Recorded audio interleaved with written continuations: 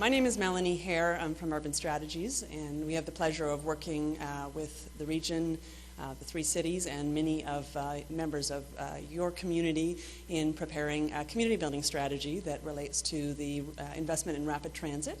And I would like to take just a few moments before we introduce Sue Zielinski, our keynote speaker this evening, to tell you a little bit about the community building strategy.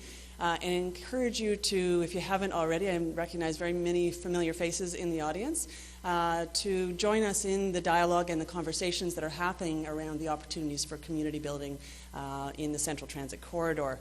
The opportunity that this kind of investment offers is a really substantial one. That investment in rapid transit is critical and will unleash and advance mobility options in this region. The community building strategy is really a parallel and collaborative process alongside the engineering of the rapid transit line. It's a strategy that will help shape how the community will be planned and built around the rapid transit. So it's the city house, the city meets rapid transit, if you will. And there are very many exciting opportunities we've discovered over the last couple of months that are a terrific opportunity to discuss, advance, and ensure come forward with that kind of investment. What do we mean by community building strategies? Lots of people ask us, this is not the traditional land use and transportation planning exercise. This is really in a much broader net, exploring opportunities how, as we build rapid transit and how the city continues to evolve around it, we look for ways that we can plan for and enhance existing public realm, public spaces, the streets, potentially look for new opportunities, ensuring that built form contributes positively to the pedestrian-friendly nature of areas around the stations, but in the vicinity and in the downtowns and main streets and communities around that. How we can offer people enhanced opportunities and broader opportunities and good choices for mobility. Well beyond simply a choice of car or to walk, but a whole range of spectrum of mobility options and how those connect in a seamless way to rapid transit and to the experience of getting around the communities today. Strengthening the region and our communities in the region is the focus of this forum this week, and it's a very important one, I think, for us to look both at a place-specific way, but at a broader way across portions of the corridor as well as from top to bottom of the corridor, and make sure we're really leveraging those opportunities to strengthen the region, strengthen the communities within the region. And that we had some very interesting conversations this afternoon at a roundtable discussion around what this meant for opportunities to expand and enhance the experience of learning along the corridor, getting to nature along the corridor, experiencing culture and heritage assets along the corridor, investing along the corridor. So these are the kind of opportunities and discussions we were having and have been having over the last couple of months. And I think Sue brings a particularly interesting perspective around how this has worked in other places and how we might learn from that. This is an integrated process in that it brings together many streams of work already underway and completed, and also in the future from the regional level, from the provincial level, from the local municipal level, through one place. So we start with a very strong foundation. We build upon those, and we are looking to provide directions around community building that will also complement the ongoing rapid transit design work, other growth management work that the region, the communities are doing within the region. Our process is about a year long. For those of you who started working with us probably in February, it's about a 4-phase process. We're still in the exploring phase, which is why these forums are called Exploring the Opportunity, to really make sure we uncover the full range of potential and opportunity, which may or may not be immediately apparent. But with the help of many, many stakeholders in the community, we've been able to tease out some very interesting initiatives to be explored and to be tested and to be articulated as we go forward.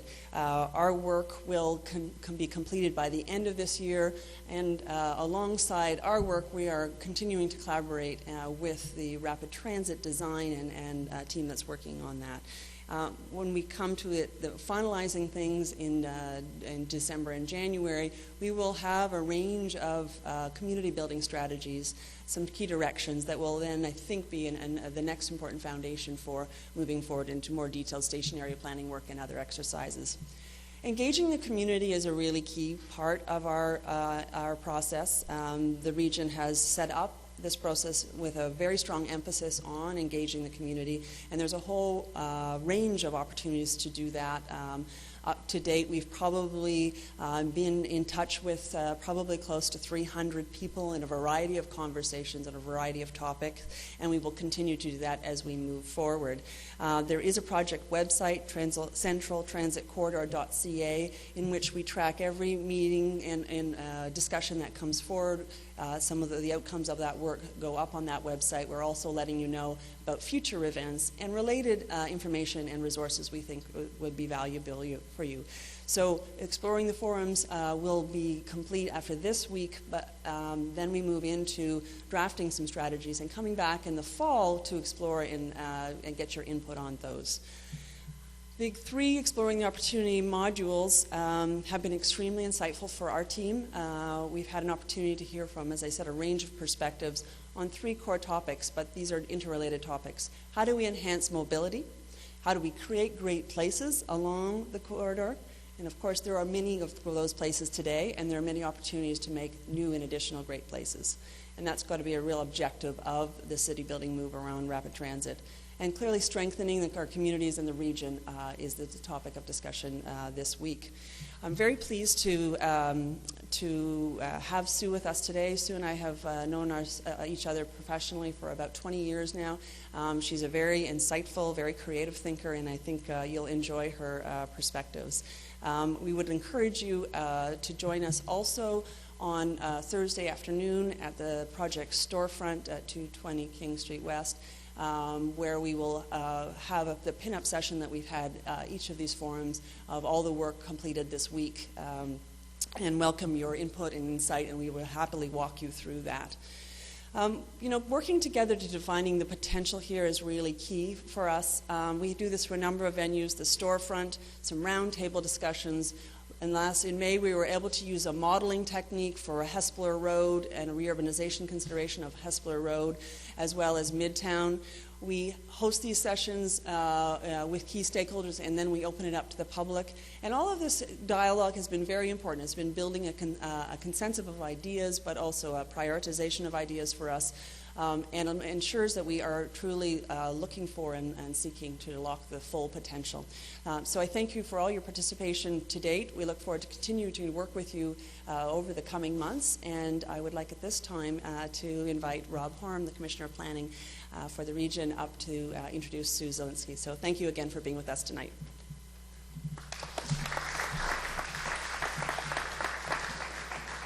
Thank you, Melanie, and good evening, everybody. Thank you for being here. It is my opportunity, as Melanie said, to introduce our keynote speaker, Sue Zielinski. And I can only give you a flavor of Sue because she's someone with an enormous amount of expertise and experience, and she's a big picture thinker. Some have described Sue as a famous Canadian sustainability advocate, and Sue is the managing director of SMART, which stands for Sustainable Mobility and Accessibility Research and Transformation at the University of Michigan. And Sue is also a Harvard Loeb Fellow, focusing on new mobility, innovation, and leadership. And I will certainly defer to Sue to tell us what that exactly means. Prior to 2004, Sue co-founded and directed Moving the Economy, described as a Canada-wide link tank. Sue has worked for over 15 years as a transportation planner with the City of Toronto, and advised on such initiatives as the National Advisory Committee on Energy Efficiency, Transport Canada's Sustainable Development Advisory Committee, and the Gridlock Panel of the Ontario Smart Growth Initiative. Sue is very active internationally as well. She has advised the European Conference of Ministers of Transport and was a longtime board member of Canada's Centre for Sustainable Transportation and is a founding board member of the Green Tourism Association, which is probably pretty current nomenclature to us now, but was probably very cutting edge when Sue and her colleagues embarked on that notion of green as having real return on investment. Under the category of most interesting, Sue has also authored a publication entitled Autoeroticism, Cars Are Us in 1991, produced the first ever CD by the world's only choir on bikes, and wrote a poem entitled Bicyclized Ode to Joy. Ladies and gentlemen, please join me in welcoming Sue Zielinski. Well, I don't know where the big long bio came from, and I'm glad we didn't get to the wagon named Rosebud. But anyway, I just want to say it's been so great. It's wonderful to be here. I've had a chance to hear a little bit about your great plans and your great innovations and some of the challenges that go along with great plans and great innovations. And I also sort of inadvertently, I don't know if the cosmos works in weird ways, I inadvertently had the chance to do some primary research this morning because I got terribly, terribly lost. And I found myself at, I don't know, it was something and 8. It was like 5 and 8. And I ended up going through Galt, through beautiful Galt to Kitchener, and on lots of twisty-turny routes. And because they were twisty-turny, I was able to meet a lot of people from the region when I was asking them, and they were all so nice. So I've had a really great sort of hands-on experience over the sort of morning hours. And what I want to do is share a little bit about what I'm doing that might be vaguely relevant to what you're doing and how we might kind of work together. And also a couple of ideas that have struck me in the lead up to this.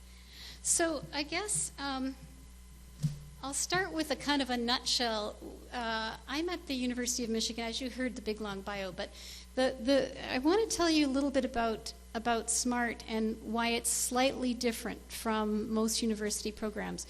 First of all, it's cross-disciplinary and multi-stakeholder. So we work across just about every department at the university. And second of all, you kind of usually think of research and education happening first, and then out of that you begin to develop pilots or things that accelerate implementation or that help tech transfer. But this is a newish program. I had the great luck of being at the right place in the right time and being able to be at the University of Michigan, sort of recruited down there when they wanted to start this initiative and to try and shape it.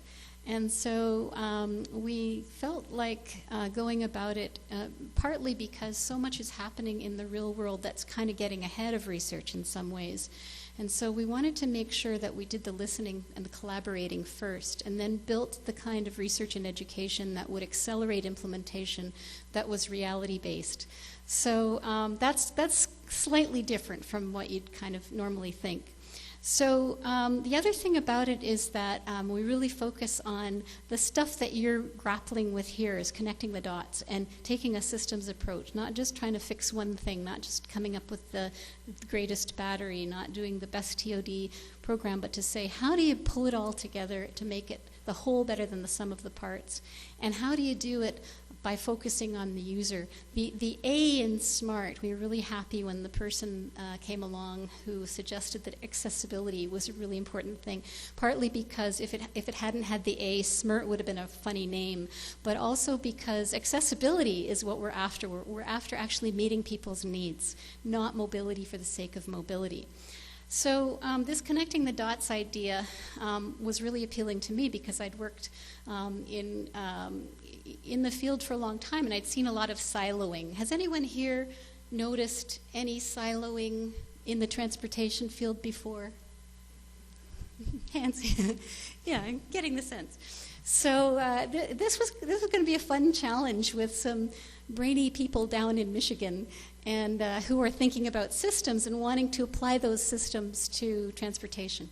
And the other thing that is kind of fun is that we are thinking about moving money. And I think what happens is you think about transportation as being, I guess, a gateway to regional competitiveness and economic vitality. So if you have a really great and diverse and sustainable transportation system, you're more likely to have a prosperous city. There are lots of studies that say that.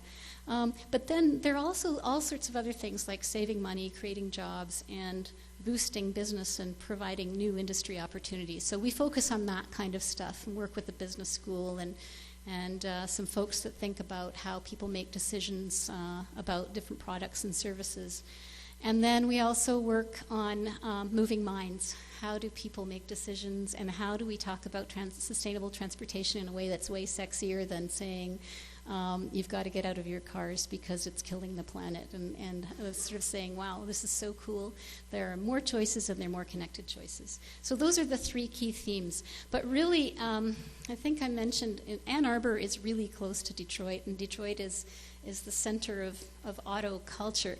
So when you're there for very long, you can really begin to think that transportation and cars are equal. I mean, it's just so ingrained in the culture there even still. And there's almost a kind of a dedication to cars as a support for the economy. And so it's not as representative of what's happening sort of in the world in response to some of the drivers that we all know about, like the fact that the world's urbanizing, that right now half the world lives in cities. We just crossed that barrier, I think, in 2007. 50% live in cities, but soon it's going to be 70 to 80%, and or at least in city regions. And then we know all the other things about congestion and climate change and increasing social disparity and an increasing seniors population, which brings all sorts of new challenges to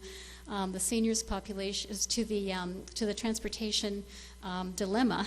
And it also means that we probably can't fall back on thinking, oh, just as long as everybody has an alternative fuel car, we'll be okay. So this is a really exciting time. I think some of these drivers are helping us think creatively and innovatively. And I think what's happening, we're seeing it much more around the world, is that something that maybe Thomas Friedman might say, instead of the world is flat, transportation is flat. So instead of you've got cars and then a bunch of other little stuff around it, you actually have a really integrated sort of an ecosystem of all different modes and services and technologies and designs and approaches. So you have, your train connecting to your bus, connecting to your bike and your boats and your planes, and you have them IT enhanced, so they're all kind of connecting to integrated wayfinding on your iPhone, for example. You can look at the door-to-door trip and it can tell you, okay, get off this train there. It's in real time. It's coming at 4:52. 4:62 would be a straight time for a train to come. Just testing. Helping you move seamlessly from door to door, the same with paying your fares electronically. A whole bunch of really interesting innovations going on that help us think seamlessly and also help us think of it in terms of not transit versus bikes versus cars, but actually, if you think about the user first, you think they have to go from door to door. And even if you think of moving goods from door to door, you have to think about the whole system in a flatter way. And once you start doing that, it opens up the scene to realizing we have to supply this industry of the future. We have to supply this economic activity of the future and innovate new things. And so there's actually a growing industry that supports that evolution. We're at SMART, one of our major funders and deep partners in terms of developing some of these initiatives is Ford Motor Company. And Bill Ford, who's chair of the board, was CEO and chair, is deeply dedicated to thinking about transportation and thinking about Ford as a transportation company or a mobility company as opposed to a car company, and rethinking of cars as part of this wider system as opposed to dominating the system, and understanding that this is a very global it's a globalized world, but it's also a global challenge that we have to think of to provide a whole range of options. So there are a lot of big companies that are beginning to rethink themselves, like Cisco Systems, Google, IBM, doing things in the area of transportation where transportation wasn't all that popular before, and if there was kind of private sector involvement in transportation, it was more in terms of sponsorship, but not so much what is the new global market and what is the new green sustainable industry for transportation. At the same time, it's really exciting because there are all these very hip, cool entrepreneurs that are coming up with anything from iPhone apps to traffic management software and whole systems to new services like fractional use services like bike shares and Zipcar and peer-to-peer car sharing and auto rickshaw sharing and interesting taxi schemes and home delivery systems to avoid travel. So there are all these really neat new little businesses and big businesses, and I think some of that could really apply here in this kind of hub of innovation. And now that I think you always have linked your city building and your transportation and your innovation, but this really concentrated opportunity to make that link. So just to stay on the industry side a little bit is that it's kind of diversified so that, we might have thought of the transportation industry as being manufacturing, auto industry, maybe trains and transit and bikes and logistics and a few things, but now it's kind of broken out to include, it's really a whole cluster of sectors. And includes real estate, tourism, also logistics, a big, huge IT component, of course energy and utilities, but really a wider variety of energy opportunities that aren't just alternative fuels for cars. So it's a really exciting time for thinking about the industry evolving. And as I mentioned, there are a lot of big business and small business that are starting to think seriously about transforming this economy.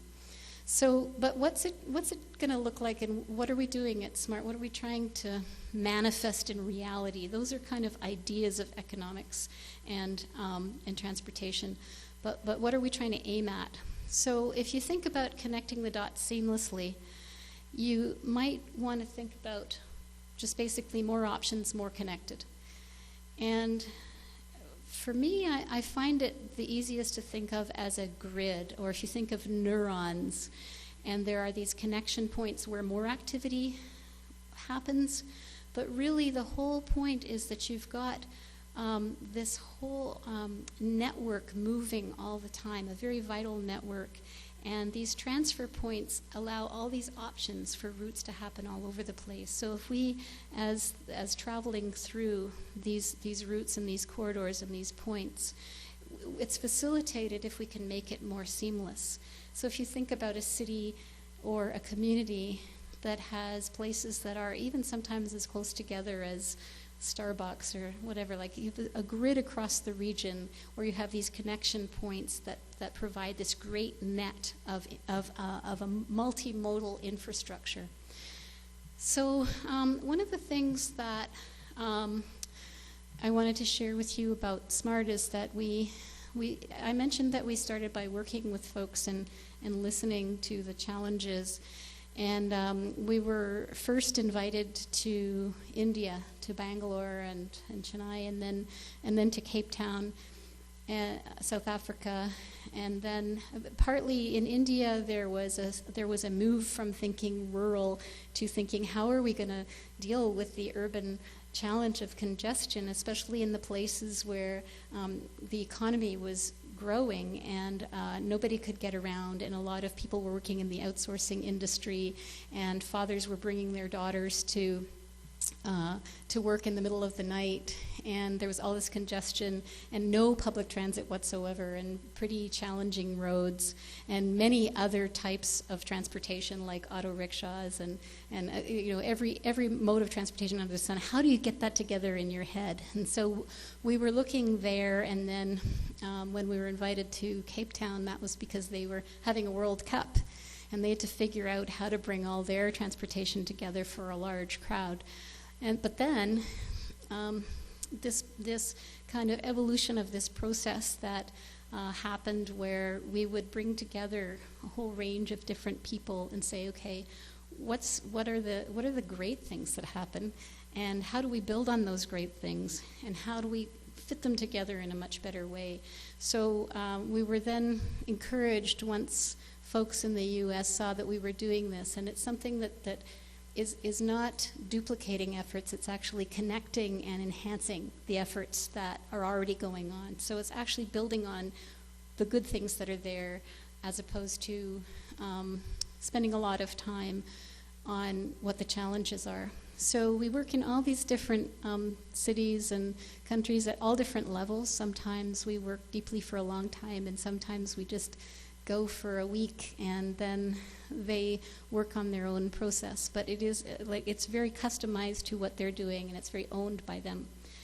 And we have lots of partners and sponsors who are interested in doing this, because it's an area where there's a lot of learning going on in the real world. You can't sort of find too many studies on the actual kind of integration and door-to-door stuff. It's much more on the streets and with the people who are actually making it happen. So why are we doing this optimization again, just to check in? Well, there's this, because of the urbanization, all these new challenges, there's a huge flurry of innovation around the world in sustainable transportation. And it's in every area, but, so all sorts of different types of sustainable transportation. So there's the whole flurry of bus and BRT innovation.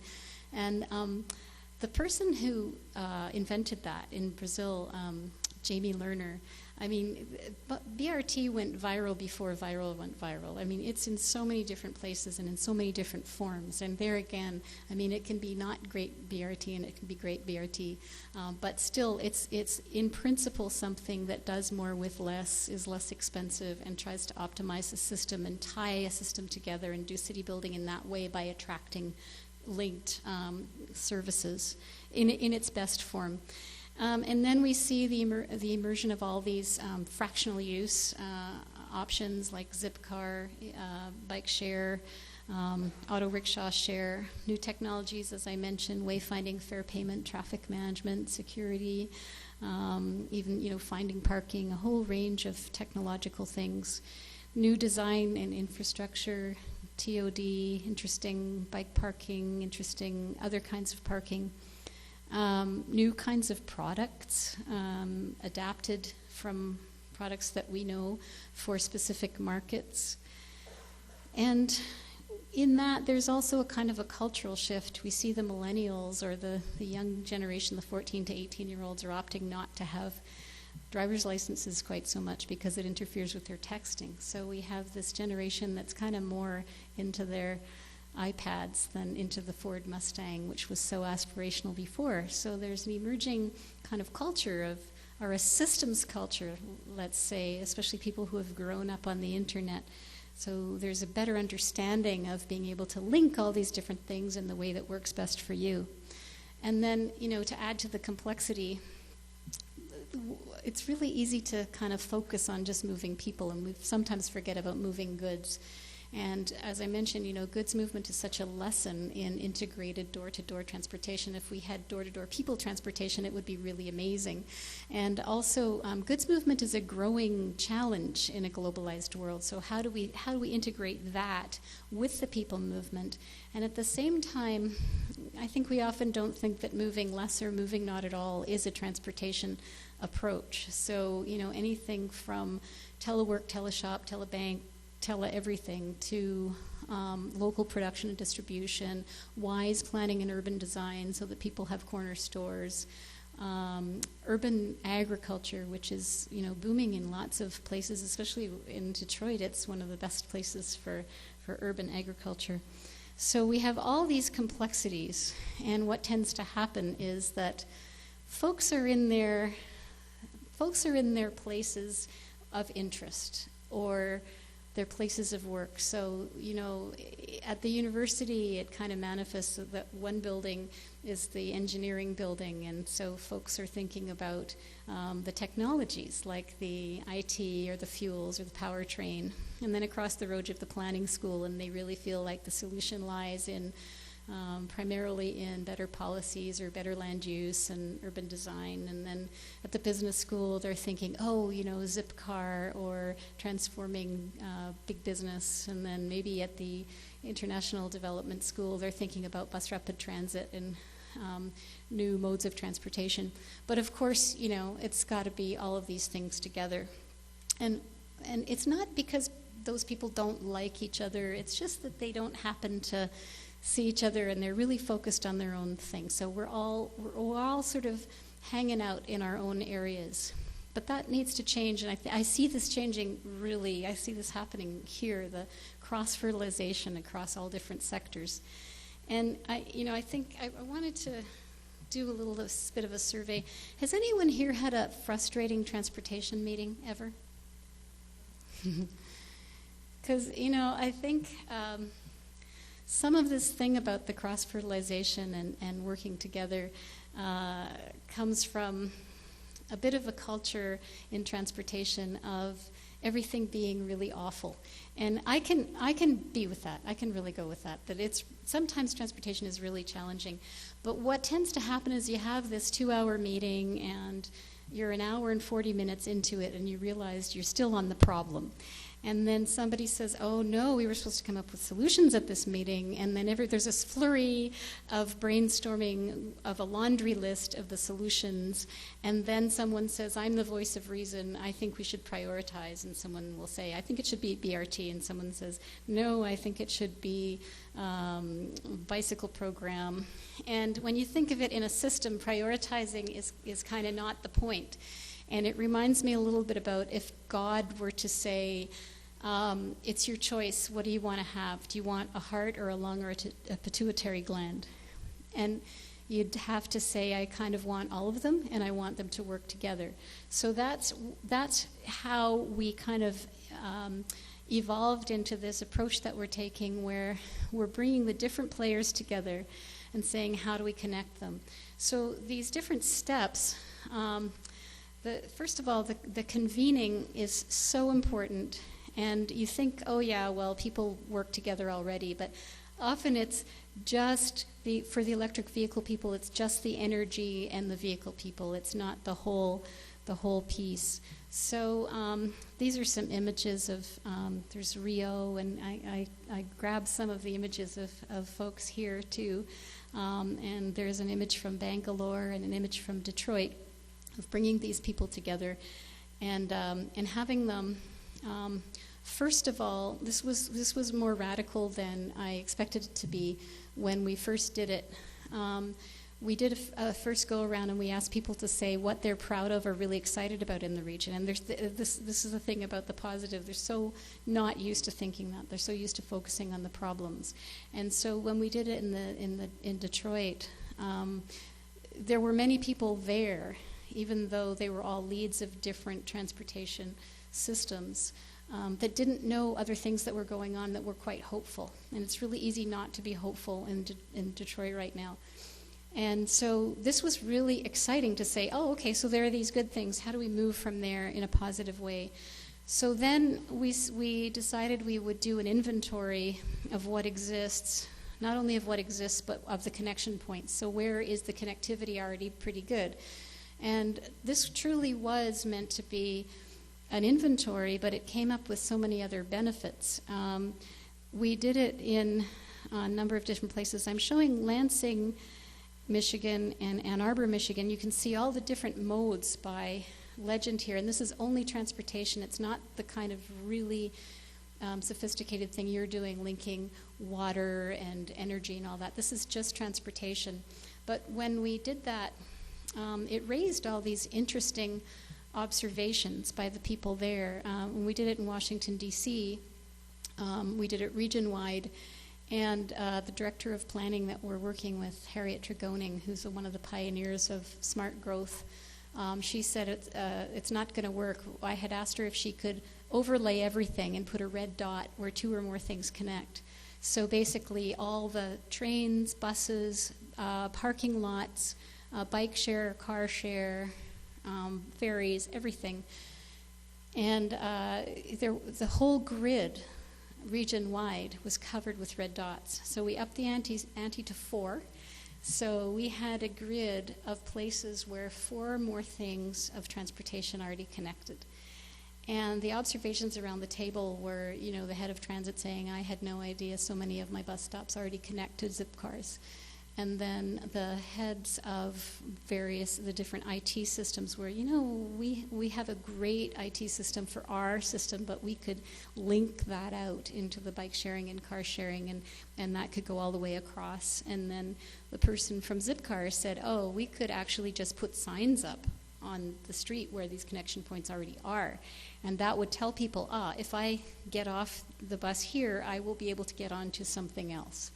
And so there were all these really interesting observations of we already have a system, and we could actually give out this map to users, and they would find it useful instead of having to go to 10 different websites to plan one journey. So the mapping process ended up being more transformational than we expected. And we have been using it for a lot of different things. We've done some economic mapping and some economics related to transportation. And we've also included issues around the urban poor and informal transportation and how that links in with formal transportation. So it's a very public, private, community, and informal kind of thing. So that's Manila, Rio. And then when we do that mapping, the idea isn't just to map. It's not a brainstorming session. It's pre-implementation mapping. It's to say, where are we going to implement something which is going to serve as a sort of a hologram or sourdough for some kind of a pattern we'd like to see across the region, some sort of a connectivity that's going to help build other aspects of the city. So we try and identify a pilot either that's going to build on what's already there and start a trend, or something that's going to actually address a challenge by addressing a gap. It's way easier to see the gaps once you've mapped out the connectivity points. And one of the interesting pilots that's come about is in Cochin in India, where we have this primer that outlines this process, and anybody can do it. And what they had done is they had gotten a hold of the primer, and they'd gone through this process, and then they secured 40 acres of land that had been owned by the Agriculture Ministry, and in order to do a transit station, but they decided that it would be a multimodal station instead, and that it would be a kind of a catalyst point for a region-wide integrated system. And that's when I got the call that they had done this, because they had heard it was happening on the other side of India in Chennai, and they were all the way through their pilot, and they were wanting to build, and they said, can you come and visit, because we're going to have media here, and we want to get this recognized by politicians. And in India, one of the things about all these different places is that, the levers are different. For example, in India, you wouldn't go to government. It's too labyrinthine. And in some cases, as you've heard on the news, there's corruption, and it's really complicated. It's hard to change policy. And so, how do you change reality without having to change policy, or even without having to change land use? And as a planner, of course, I believe in policy and land use, but sometimes we don't have the luxury of either of those things.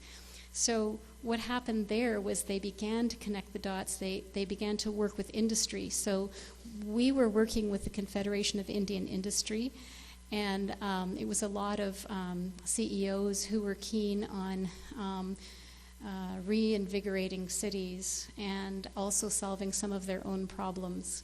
And so they supported some of these pilots. And in Cochin, when they began to implement these things, government came to them and said, wow, this is so rare. Something's actually happening.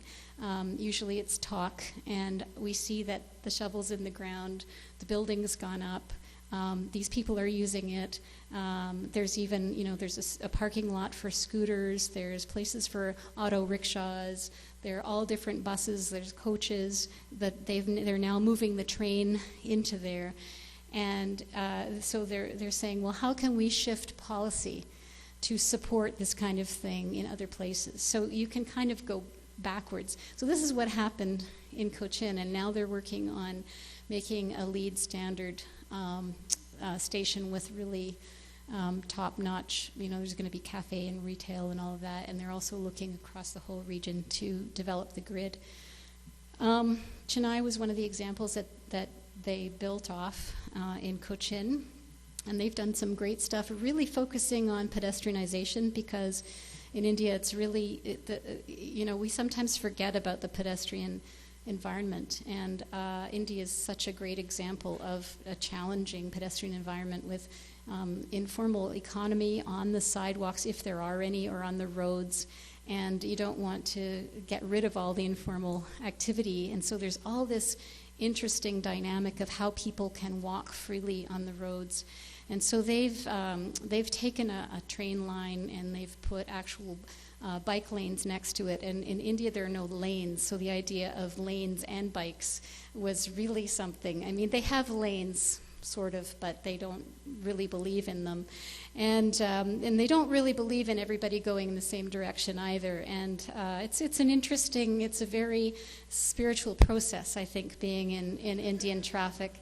So in Chennai, they've done really it isn't that radical for us in some ways. Pedestrianization and a bike lane, and it's next to a train. But it's actually pretty mind-blowing that, they're now looking at, there's not a lot of space to work with, so they have lots of pro bono architects working on how to organize the space so that the auto rickshaws, which are such a great form of transportation, they're so convenient and they're so connective. And so how do you get the auto rickshaws to very easily drive into the station, let people off, and drive out, and so they can get right onto the train, and all sorts of fantastic things like that are really building on what's there and connecting it so that the system's actually usable and bringing some whole new things in.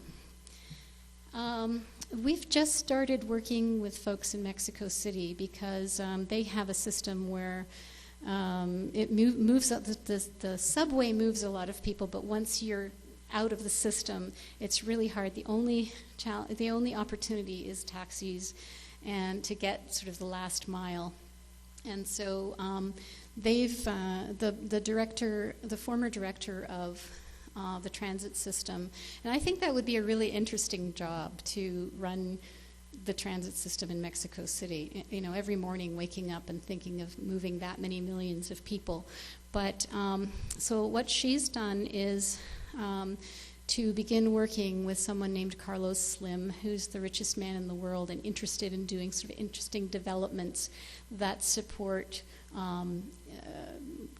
integrated transportation. So they're doing gateway multimodal hubs that allow people to kind of drive in and then get into the system, sort of park, but also there's lots of retail and everything. But she's also beginning to link that with the more granular integrated grid that I've been talking about. So I got a call from her late at night on Skype once, and I was worried that she was a stalker because it was 11 o'clock at night. And then I saw her name was Florencia, and I thought, she's okay. So she was saying, I really want to have a system where there can be places where there's, plug-in electric vehicles that might be car share or might be, personal vehicles, and they link with the bicycles and the trains and the taxis and the whole thing. So that's kind of underway, but it's pretty new. Cape Town, I mentioned the interesting thing I said about, I don't know if it was interesting to you, but I'm saying not that it was an interesting thing I said, but I find it interesting that the difference between the India situation of it's impossible, not impossible, challenging to work with government, or change policy. In South Africa, the policy is beautiful. It's like literature, and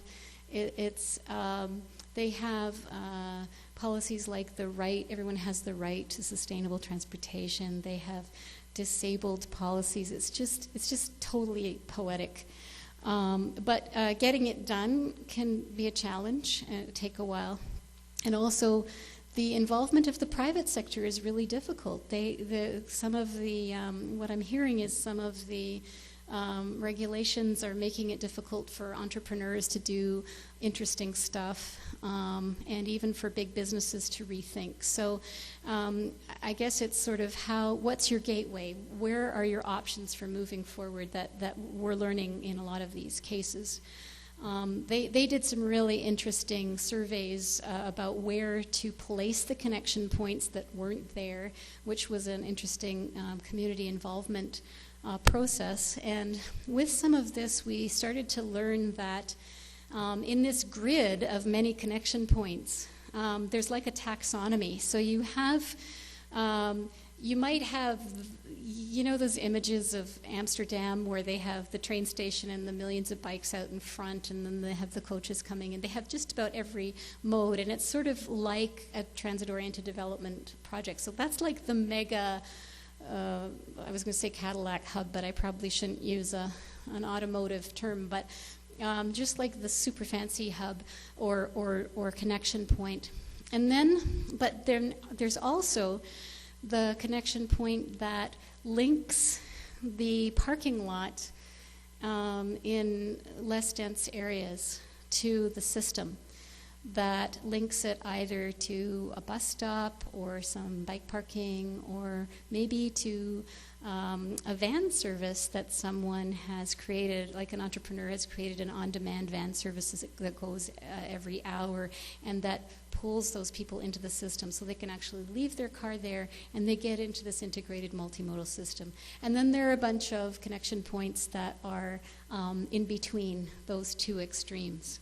And one of the things I like about the idea of having these connection points in areas that are less dense is that this is about the whole region. This is about regional competitiveness. It's not about downtown, only downtown improvement.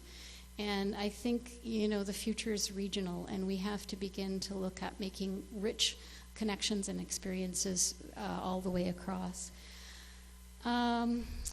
So here's another example in working in Los Angeles with some folks with the county and with the city, and they're currently just starting up something from an $8.5 million grant to do a project that links transit, car share, electric vehicles, and some technology. And that's in Long Beach, Hollywood, and downtown LA.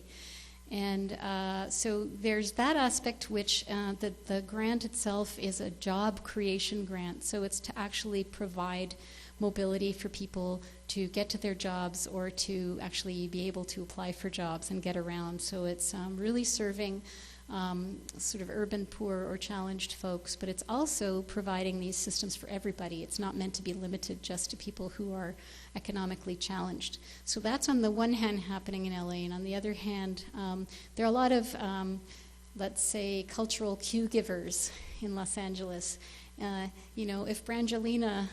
If Brad and Angelina are doing something, people take note. So some of the folks that we work with they know some Hollywood stars, and they're beginning to work to move minds, to change the message, to make sustainable transportation sexy, and to have them be examples or role models of using integrated urban mobility. So just to kind of summarize, we didn't know. We went in thinking we wanted to do some integrated mobility, but we didn't realize how many other advantages we'd come across. So, of course, the main one is it connects mode, service, product, technology, design with the user in mind. And it's really door to door. And also it's scalable and incremental. Some of these things that we discovered you could do right away, like making the map and distributing the map, or just putting signs up and sort of seeing what that system is, all the way to doing really integrated cross-system IT solutions and doing really beautiful corridors that can link the region like what you're doing. And so there's a range of, high level, low level, not high level and very doable immediately.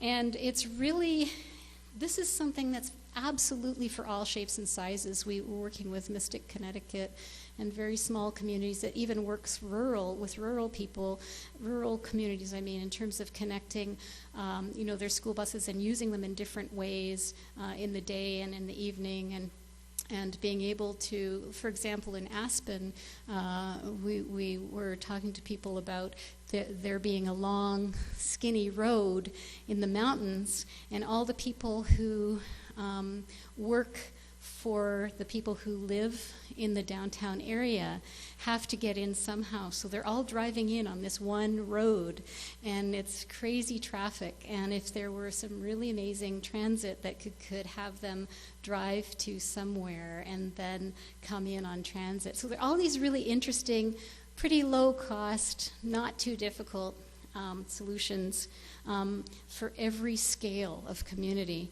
And you can even do it in one neighborhood within a larger region. And it's short and long term and not entirely land use and policy dependent, but of course benefits from land use and good policy. But it can also, if we really think about it and if we really do it wisely, it can affect land use and policy development. It's super appealing and sexy. There's this opportunity to link some high tech with some beautification and livability. You can think of some of the connection points actually being LEED standard, or having the kinds of amenities you'd like to have in your community. Even having hubs where people can work so they don't have to go across the region, especially if it's one of those families where the two people work in different sides of the region. Why not have a place to share a workspace at the mobility connection point?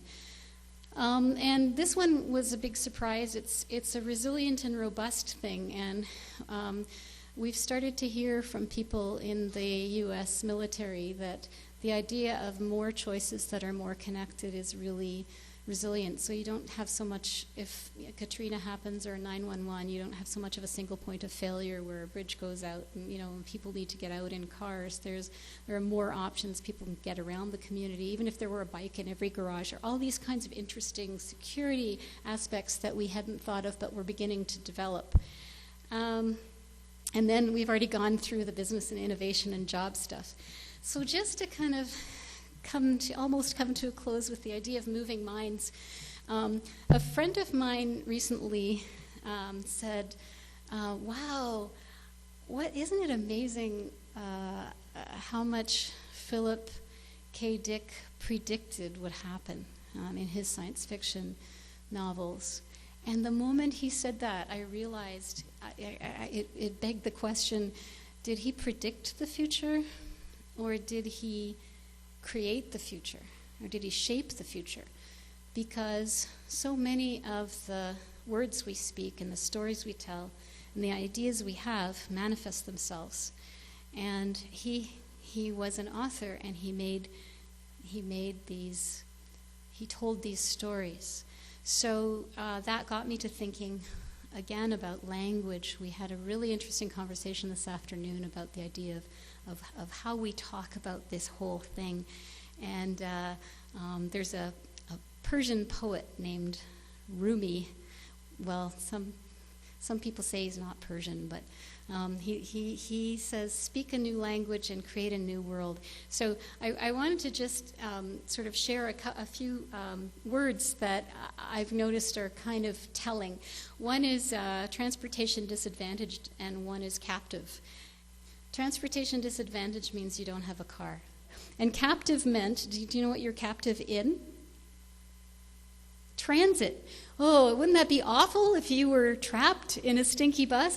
You know, that to me is like the wrong image. And it also says, it kind of says transportation equals cars. And it says transportation is necessary, which therefore cars are necessary. And therefore, how do you improve on transportation? You improve on cars. So then you improve on cars, and then you have to improve on the car infrastructure, and then the cities start looking like they do right now. So everybody follow that? You'll be a test at the end.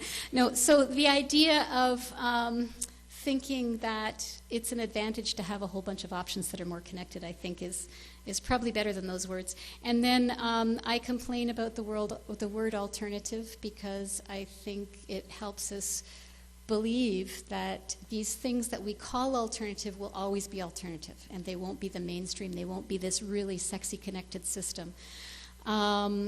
Road closing, you know those things that they do around the world where they'll take a highway and people will, you know, ride bikes on them and walk and the cars won't be there.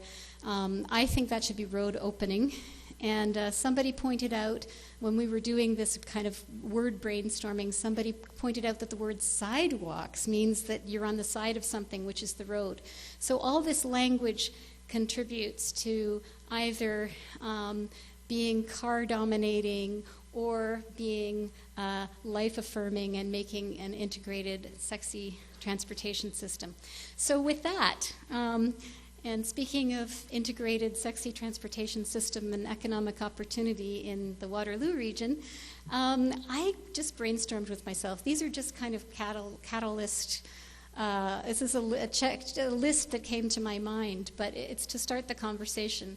And I was thinking it would be really neat to find out how you're thinking about this region as a state-of-the-art new mobility grid, as having a state-of-the-art new mobility grid, because it's so close. There's so many elements that are already there, and also a place of connective or fractional use services and diversified tourism options. I can see that beginning to happen or happening already. And in a sense lead the way as a connected and moving region, but also kind of an innovative region.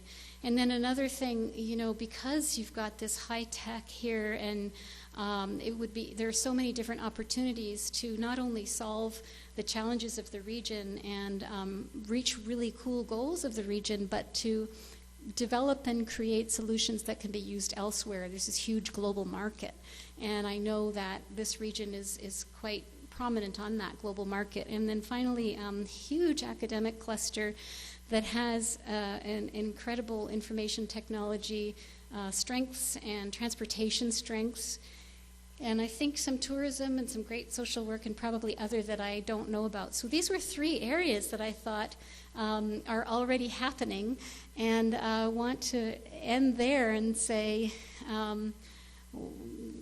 over to you, and what do you think?